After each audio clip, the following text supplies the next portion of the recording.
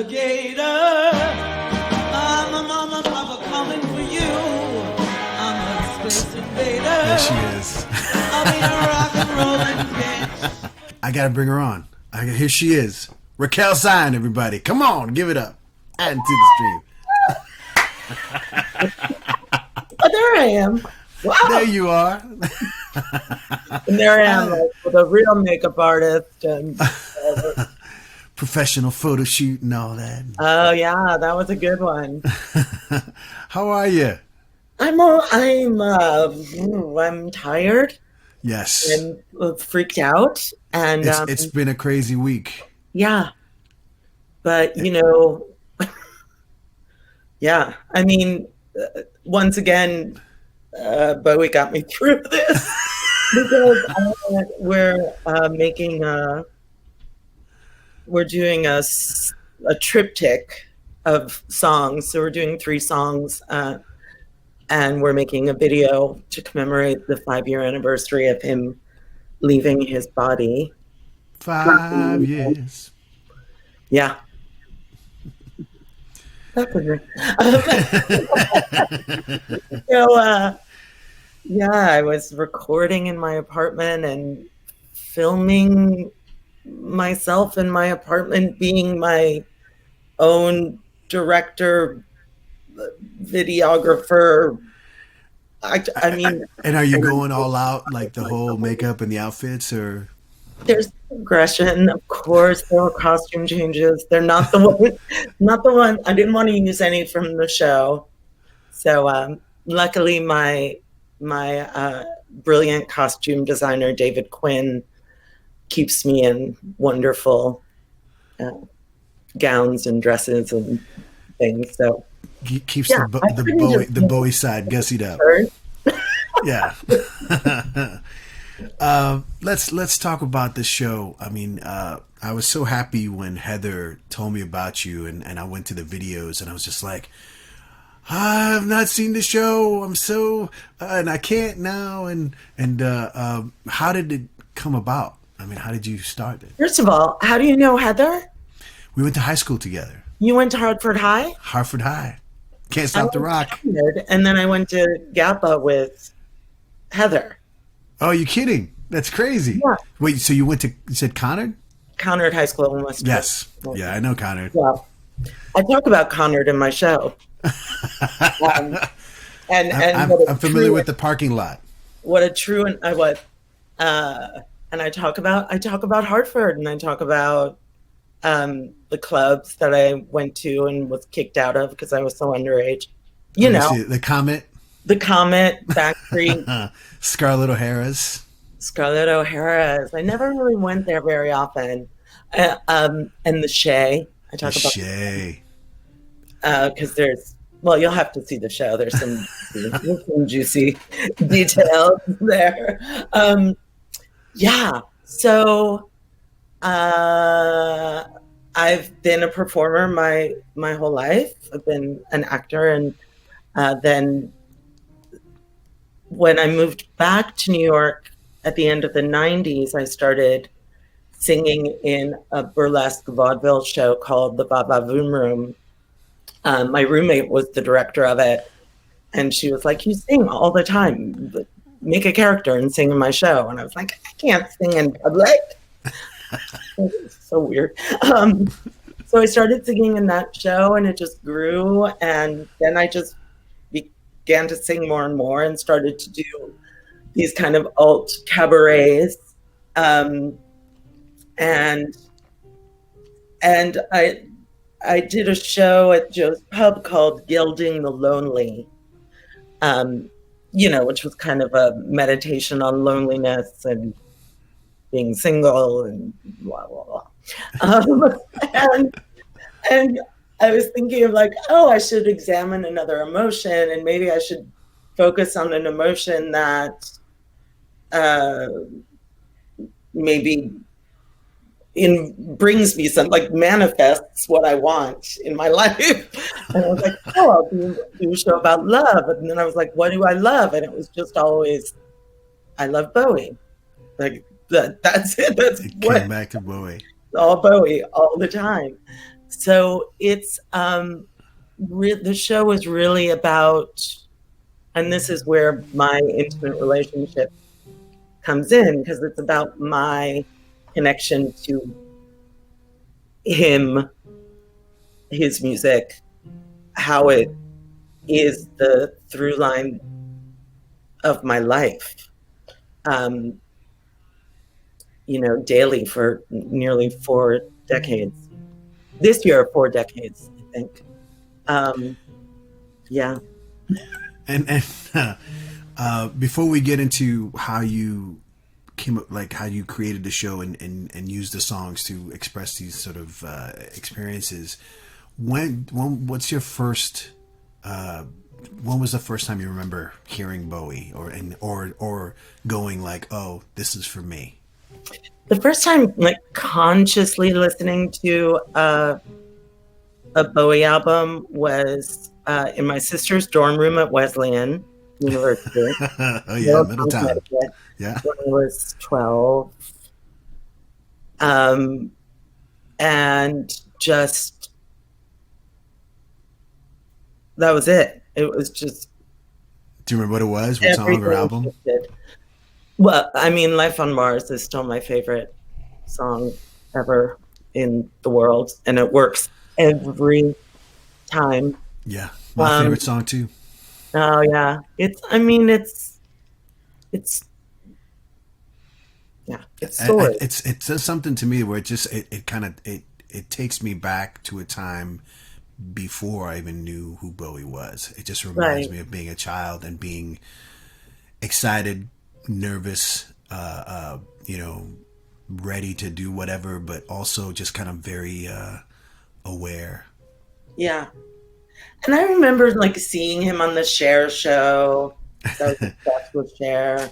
And I remember like doing a collage in like an art class. We had all these magazines and finding a picture of him and doing this collage of him. I wish I could find it. My mother saves everything. It must be somewhere. In a garage somewhere, yeah. But I just remember, I remember the pose and everything. It was when it's full on dandy phase, and I think it was like a 78.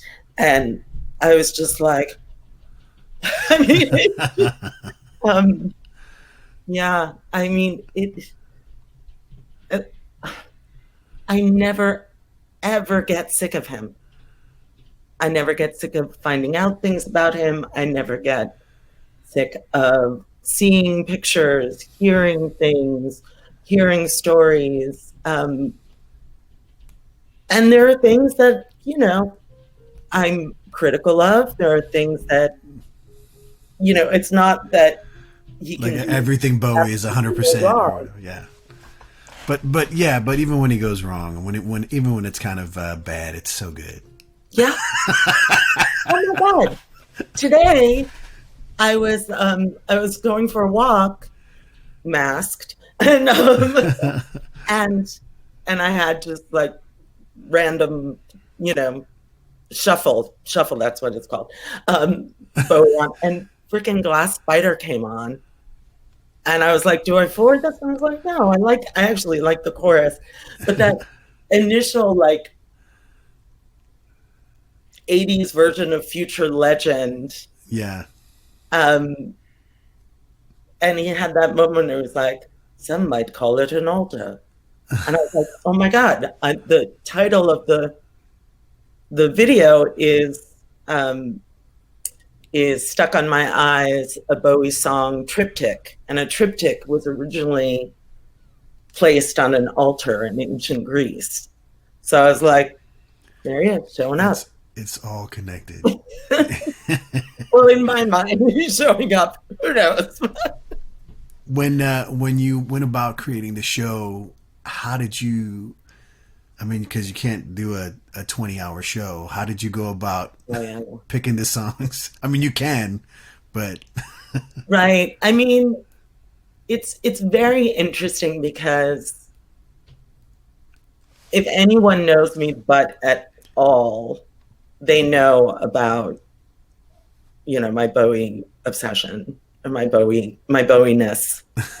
And and and I was actually really shy in ways about talking about it in front of an audience, not just doing like a song or two at a tribute show or whatever it is, because it is intimate. It's so revealing and so personal to me. And so I went about it in that way. I was like, these are certain songs that have to be in. These are some of my favorites. Sometimes the stories that I tell lead to the songs. Sometimes songs have shown up where it's like, wow, I didn't realize that was the song I wanted to close the show with, but there it is. You know, it's interesting. And it shifted a lot because we started doing the show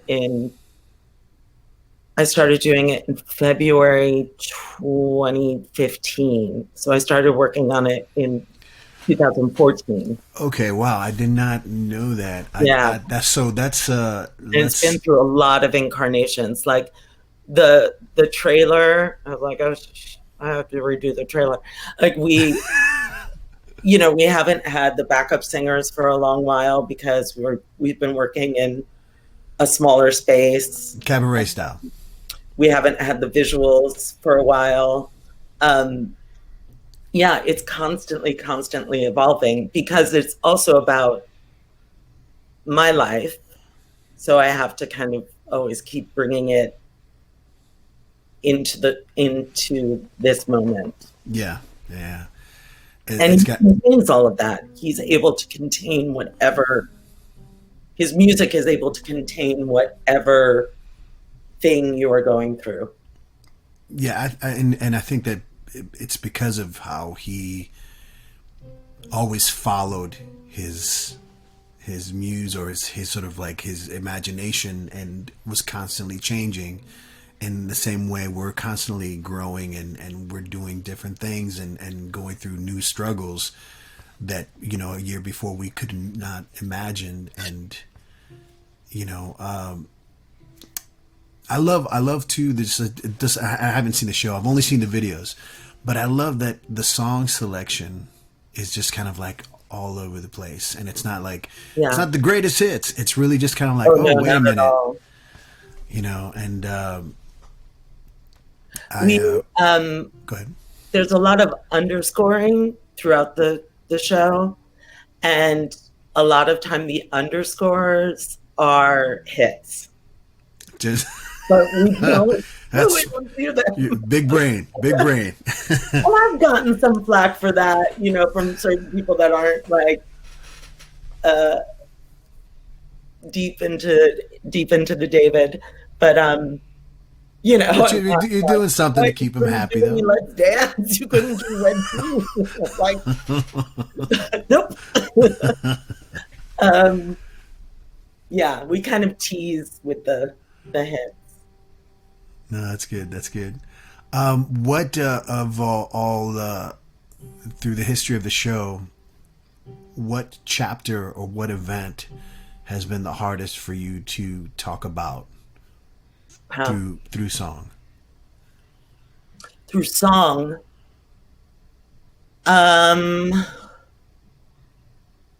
Wow. They're different. We do dollar days, and that's tough. How do you find? Let me see. I'm a singer, so to me, it's always like a thing where, how do you find your place in his voice when you're doing his songs? Well, I can't. I can't. I mean, I can't. I'm a woman. I'm totally, you know, clothes don't look as good on me. Yeah, but he's one is near as beautiful as he. I mean, I can't. I have to do them as me, and that takes doing. That takes practice, and it's and I credit my musicians. My musical director, Carl St. Lucie, is a freaking genius. And my musicians, well, now they're probably more so, but they weren't Bowie people. Like, even if they were, my bassist is a Bowie person, but even he was like, I never knew this song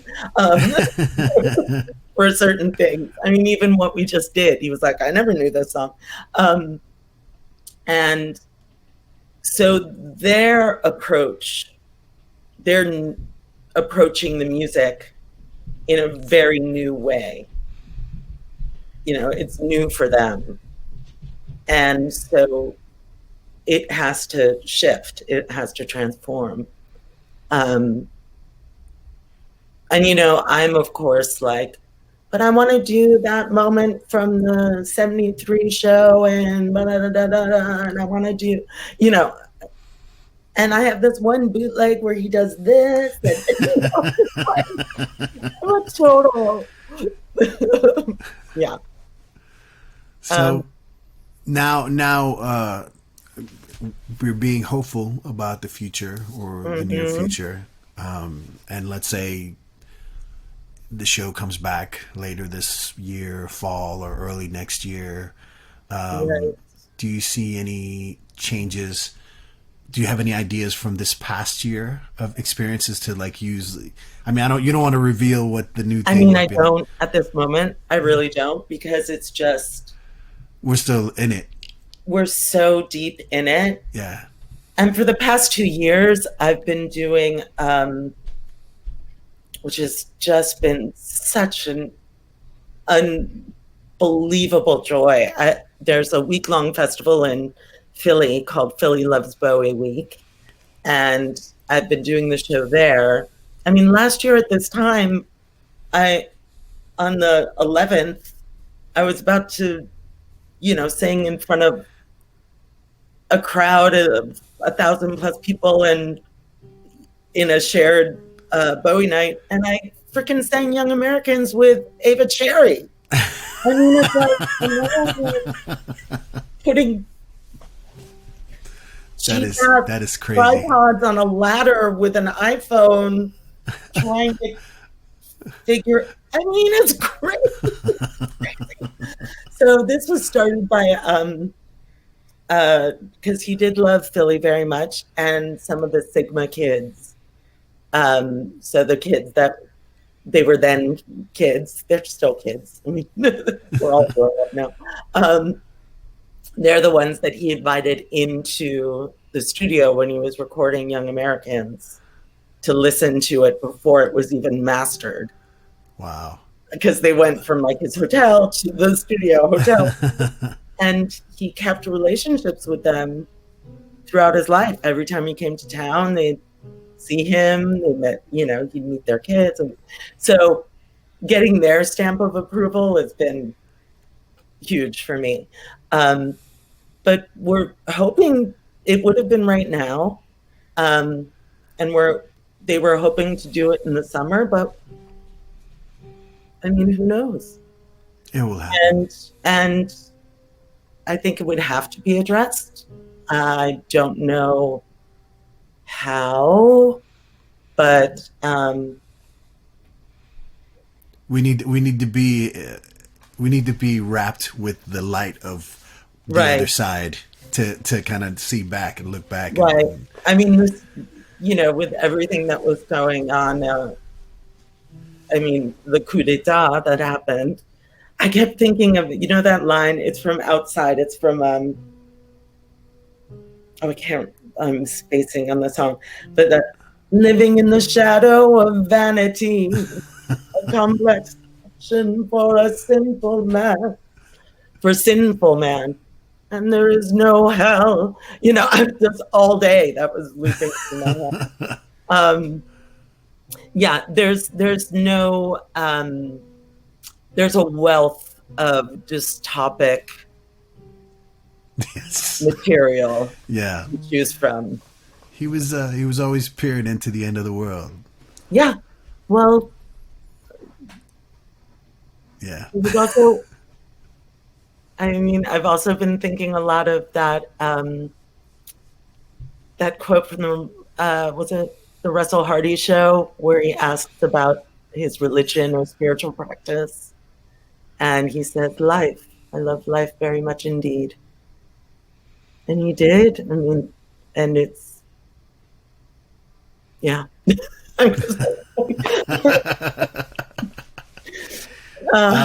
What I guess another part of the question that I wanted to ask you before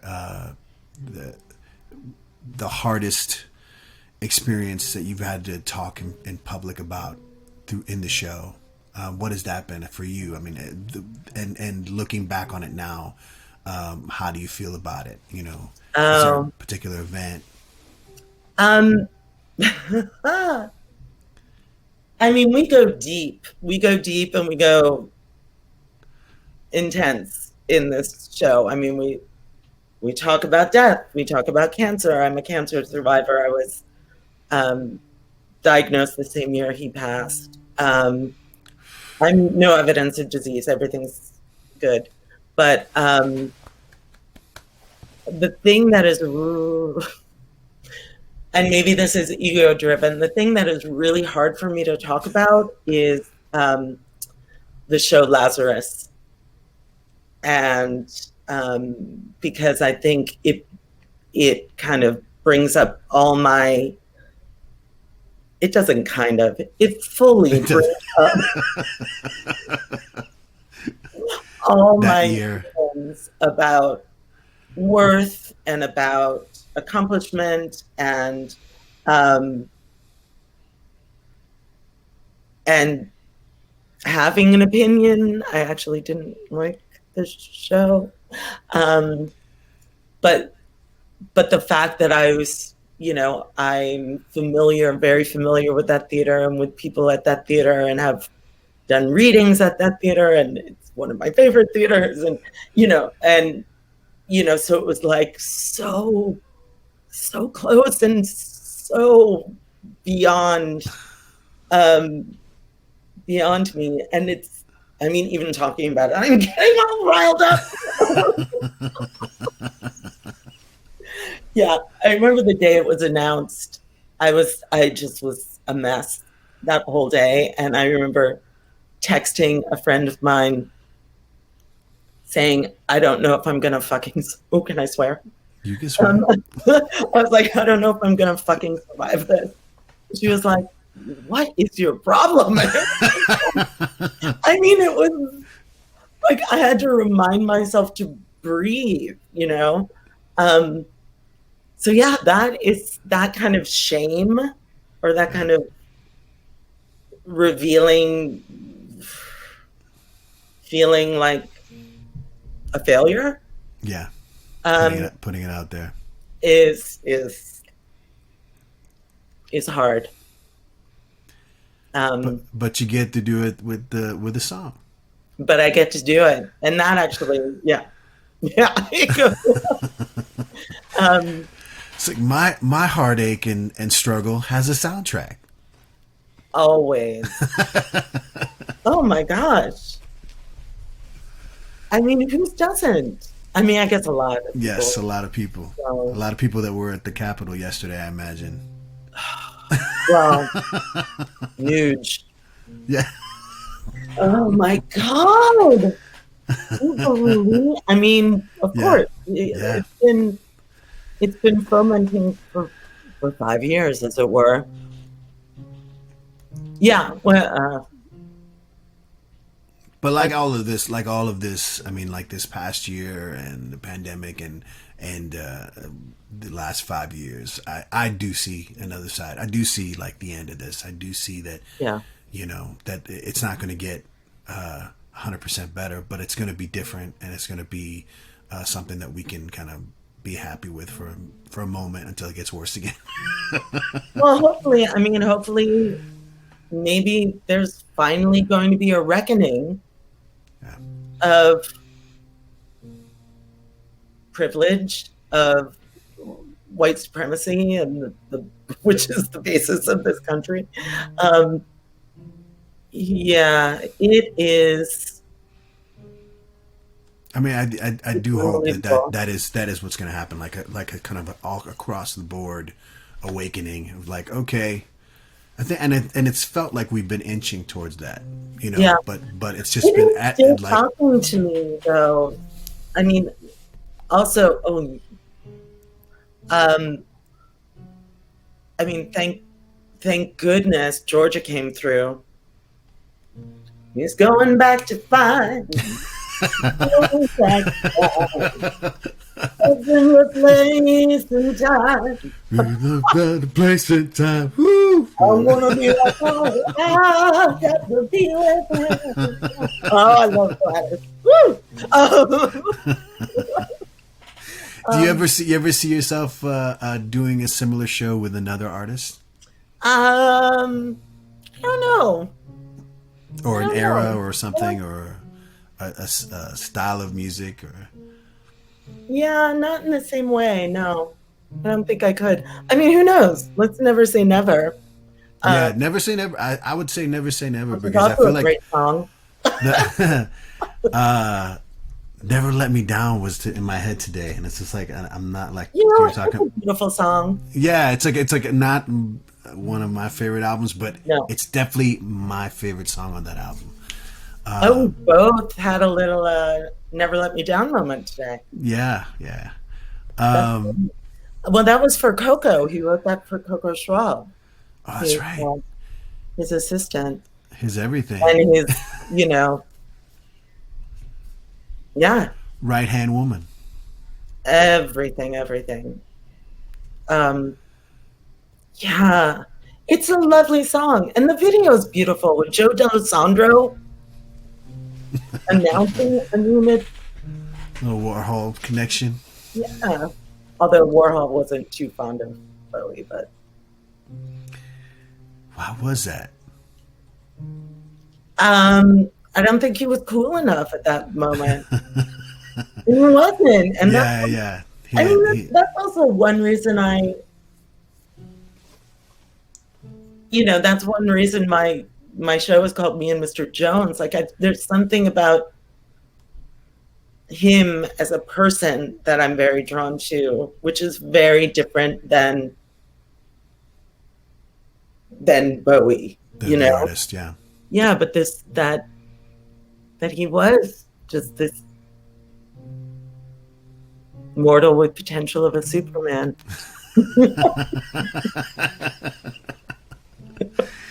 I love that he was so generous Yeah. with his friends and everyone and the people he admired and he seemed to be in the middle of a lot of different things, and it was always because he was constantly hooking people up, basically, Yeah. like, you know, and just reading his biographies and just all this stuff, and you just keep seeing like it's such a the Bowie family tree is so just incredible and far reaching, and it Right. always kind of loops around again to him and Yeah, and also, I mean, as a Bowie fan, in terms of aesthetic and in terms of finding both things in the artistic world and personally, like the dear, I mean, I have friends that are just Bowie friends. And I have, I and was then like, I can't hang out with them for any other reason. but I mean, I have. There's something about there's a kinship within the fan base too that is really beautiful. That is not like like Deadheads or something, but there's some, I don't know. There's a. I think it goes back to the thing to the individual, because it's like Yeah. it's we all find something so it's not necessarily communal. It's not it's not part Yeah. of a larger experience. It really is internal, Yeah. and he taps into that. And I mean, for me, growing up, it was just him and Prince, and Uh-huh. and they both kind of with Bowie, it's definitely like the soul and mind outward into the universe, and with Prince, it's like inward towards the groin. It's Oh all yeah. like heartbreak and like and sex, and it's Oh like, yeah. and it's but they're all like part of the same person, Right. and I mean, and also I feel like Bowie was very much a practitioner. Like he investigated, and he was supremely interested and curious, and not. I mean, Prince was more attached, to a certain genre. I am a huge Prince fan as well, but I feel like there's he was always searching. I mean, it's just like yeah, the constant search. there's a facility with Prince that I feel Bowie learned. Like Bowie did his study to get there, whereas, and he got there, and then. Oh yeah, no. But I think with Prince, it was just like he was like Mozart, Yeah, was, no, I mean that whole the Let's Dance era, and that whole then how he was so comfortable with who he was at that point, and it was just like, nah, this is me, and I'm a showman, and I'm doing this now, and very different from years before. It always makes me giggle a little inside when I hear about how he was just going to be a mime. oh yeah, or a monk. Or a monk. Yeah. It's like, he wasn't having any success, and he was getting all these opportunities, all these situations, but somehow it just kind of always went back to mime. It's like, well, I got to do my mime act. And he did it till he always put it in somewhere. To the end. Yeah.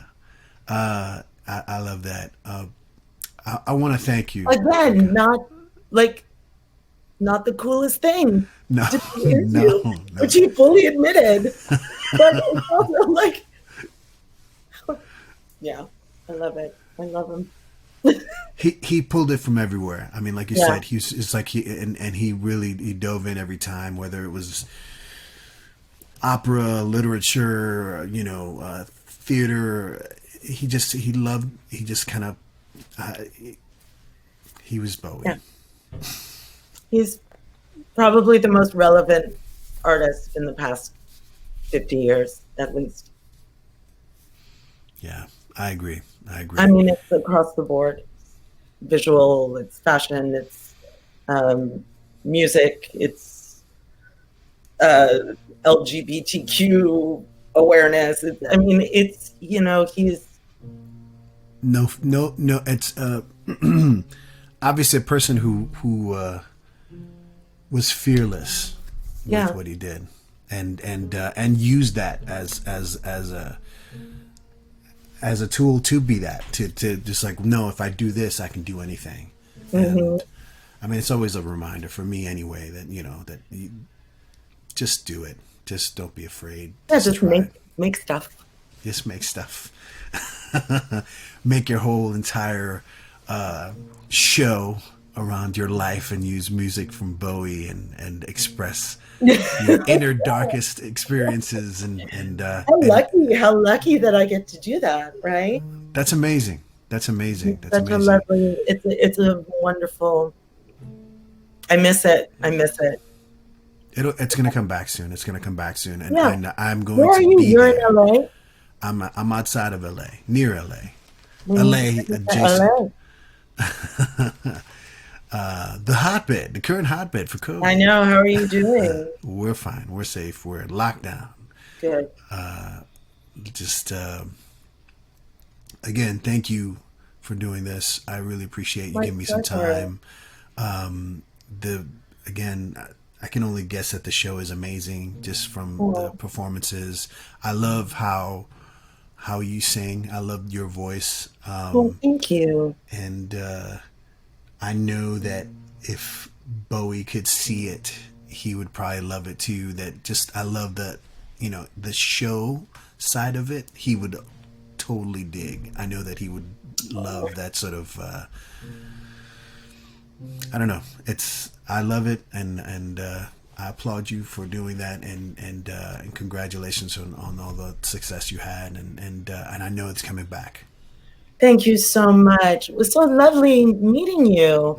I wonder if we met when I was like when we were both just hanging out in Hartford, like running into places. I'm sure we probably did. I was like a punk rocker girl. I was like a little crazy weirdo.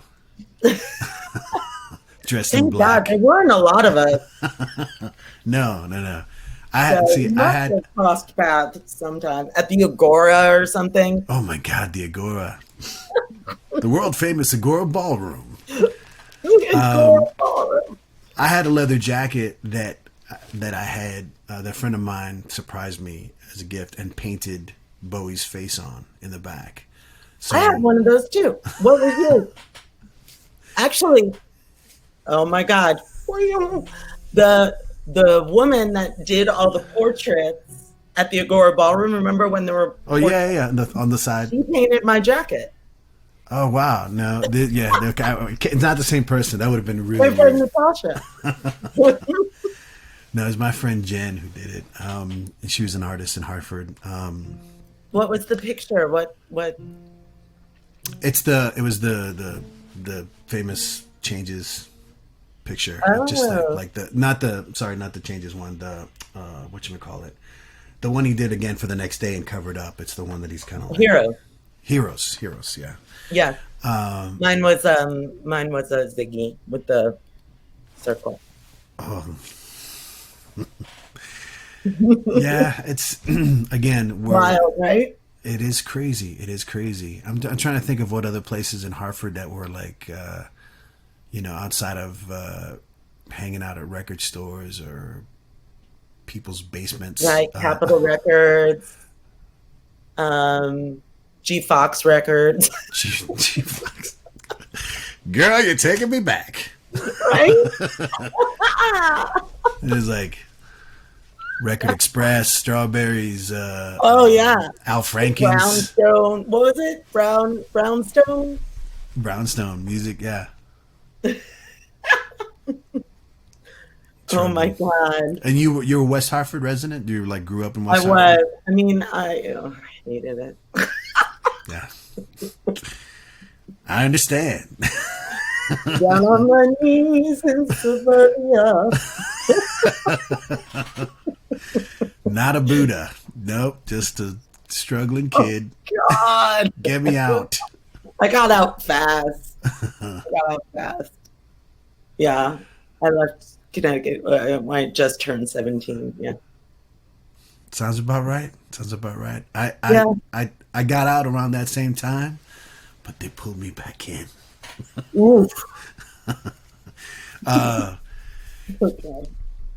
Raquel, thank you so much for hanging with me and talking all things Bowie. Again, I can't wait for the opportunity to catch a show and see you perform live and just hang out and talk more Bowie. Watch our little triptych video thing on. Yes. I'll send you the info. Please do. And I can do that and put it in the chat. Yes, you can. Check me out. Right. Looking at. Wait, now I lost. Getting all. I got overconfident. We can do it. No, we can't. No, no, I got so overconfident. Okay, there you are. I'm freaking tired. There. And it's a benefit for a theater space. That's good. Cabaret space. That's it's great. Only That's great. 15 minutes, $5. Why not? I'm gonna do it. All right. And I'll let people know about it. Thank you so much, Raquel. And we'll talk soon, okay? This was such a joy. Let's survive 2021. Oh, right. Well, we just That's the plan, right? 2020, so, we got this. This is a breeze. All right. Bye, Raquel. Okay. Be well. Bye-bye.